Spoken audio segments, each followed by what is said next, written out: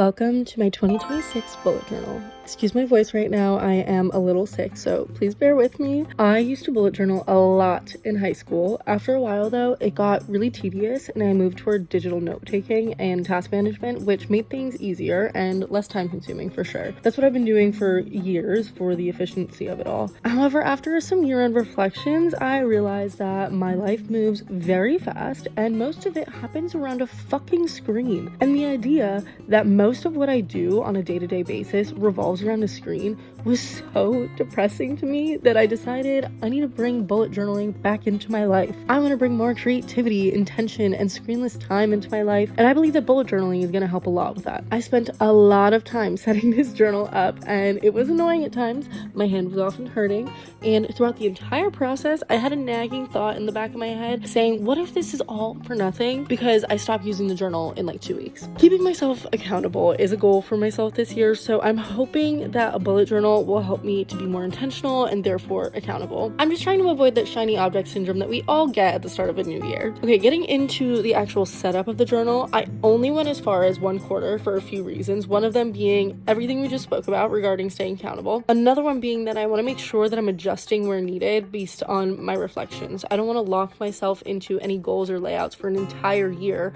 only to discover by the end of February and March that it doesn't work for me in the way that I work. The whole point of a bullet journal is to be flexible, so we're staying flexible. Also, just setting up this 1/4, like I said, was so time intensive and I did not want to do the whole year. I was lazy, frankly. At the start of my journal, I have yearly pages and themes. I got a lot of inspo from Bujo with Zozo, I think is the channel name. I'll put a screenshot of it on the screen on YouTube. I still have some blank pages that I'm working on, so stay tuned for when I update those. In my monthly and weekly views, I created a section for focus and one for tasks. These should correlate to the goals I set up for myself on my Notion goal database with actionable tasks for each focus and goal. I also included a quick finance overview since I want to keep a better eye on my budget week over week, and I avoided doing any daily views because the weekly view is just plenty for me. I don't love the weekly view I did in February, so I went back to what I originally had in January for March. It's not the most extravagant or the prettiest bullet journal in the world, but that's totally fine with me. I just wanted something simple.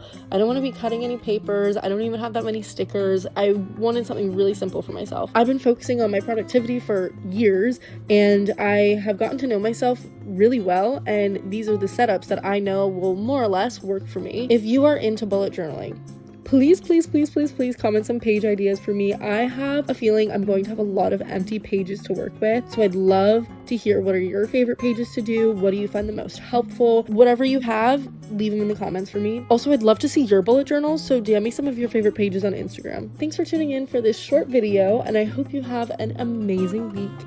I will see you next time. Bye bye.